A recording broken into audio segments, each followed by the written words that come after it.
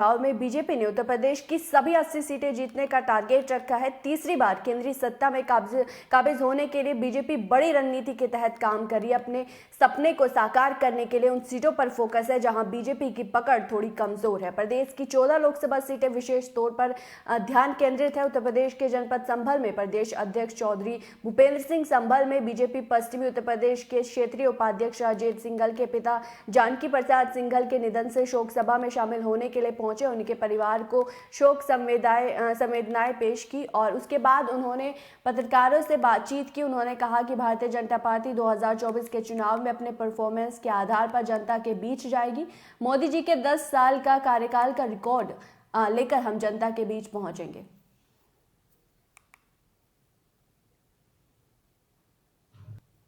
हारी हुई लोकसभा की सीटें हैं, उनमें केंद्रीय भारत पार्टी और हमारे वरिष्ठ मंत्रियों के आगमन और संगठनात्मक और पार्टी के कार्यक्रम अभियानों को नीचे तक ले जाना, और भारतीय जनता पार्टी हमेशा अपनी परफॉर्मेंस के आधार पर, हम सरकार में हैं, हमारी राज्य में भी सरकार है, हमारी केंद्र में भी सरकार है, और हमने जो काम जनता के लिए किए हैं हमारी पार्टी ने, हमारी सरकार ने, मोदी जी का रिपोर्ट कार्ड पूरे 9 वर्षों का, 10 वर्षों का रिपोर्ट कार्ड लेकर जनता के बीच में जाएंगे। जो जो काम हमने किए हैं उन सब कामों की चर्चा हमारे कार्यकर्ता जनता के बीच में कर रहे हैं। सर, 2019 में सबसे ज्यादा नुकसान भारतीय जनता पार्टी को इस मुरादाबाद मंडल में हुआ था। संभल भी हारे थे।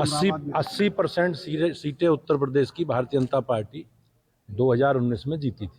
सर, रामचरितमानस विवाद चल रहा है, स्वामी प्रसाद ने इसको शुरू किया है, इसके पीछे कौन लगता है आपको? भारतीय जनता पार्टी और मैं, हमारा नेतृत्व किसी भी धार्मिक ग्रंथ के बारे में कोई आपत्तिजनक टिप्पणी किसी को नहीं करनी चाहिए।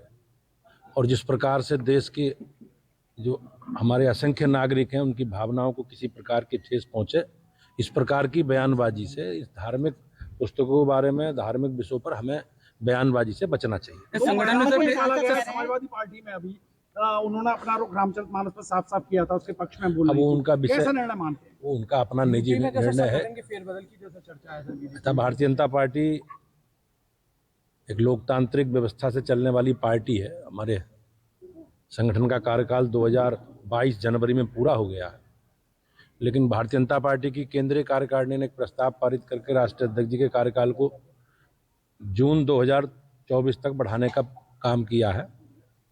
अब उसमें कुछ आंशिक परिवर्तन होगा। सभी संगठन के कालखंड को 2024 तक पूरा किया गया है। आंशिक परिवर्तन होगा, मंडल में भी करेंगे, जिले में भी करेंगे, क्षेत्र प्रदेश में भी करेंगे। सर, मुख्यमंत्री योगी आदित्यनाथ ने कहा है कि भारत हिंदू राष्ट्र था, हिंदू राष्ट्र है, हिंदू राष्ट्र रहेगा। वहीं संभल के सांसद शफीकुर रहमान वर्ग कहते हैं ना हिंदू राष्ट्र था, ना आया, ना रहेगा। आपका क्या मानना है? अब डॉक्टर वर्ग की बयानबाजी, वो लंबे समय से इस प्रकार की बयानबाजी करते रहे हैं, उस हम सब लोग परिचित हैं, लेकिन हमारी मान्यताएं, हमारी आस्था। और इसी खबर पर ज्यादा जानकारी के लिए मुजम्मिल दानिश का रुख कर लेते हैं। तो मुजम्मिल, आपसे जानना चाहेंगे, भूपेंद्र चौधरी संभल पहुंचे थे, क्या कुछ पूरा कार्यक्रम था उनका? कि जिस तरह से जो उत्तर प्रदेश के जो यहाँ के अध्यक्ष हैं भूपेंद्र चौधरी संभल पहुंचे थे। संभल के एक वरिष्ठ भारतीय जनता पार्टी के नेता है और क्षेत्रीय उपाध्यक्ष राजेश सिंघल और कपिल सिंघल के यहाँ पर ये पहुंचे थे, जहाँ पर उनके पिता की शोक सभा का आयोजन किया गया था। इनके पिता की मौत के बाद यहाँ पर श्रद्धांजलि अर्पित करने के लिए उत्तर प्रदेश के अध्यक्ष भूपेंद्र चौधरी पहुंचे, जिन्होंने यहाँ पर उनके ढाढ़स बांधाया गया परिवार को और हौसला। उन्होंने कहा कि जिस तरह से सीधी तौर पर सरकार और आंशिक रूप से जो उत्तर प्रदेश सरकार चाहती है और सभी जनपदों में उन्होंने कहा कि जिस तरह से मंडल स्तर पर, जनपद स्तर पर और उसके अलावा जो वार्ड स्तर पर जो भी कमेटियां बनी है वो आंशिक रूप से ले आएंगी, क्योंकि राष्ट्रीय स्तर पर जिस तरह से आंशिक रूप से वहां पर बदला गया है उसी तरफ से ये तर्क किया जाएगा।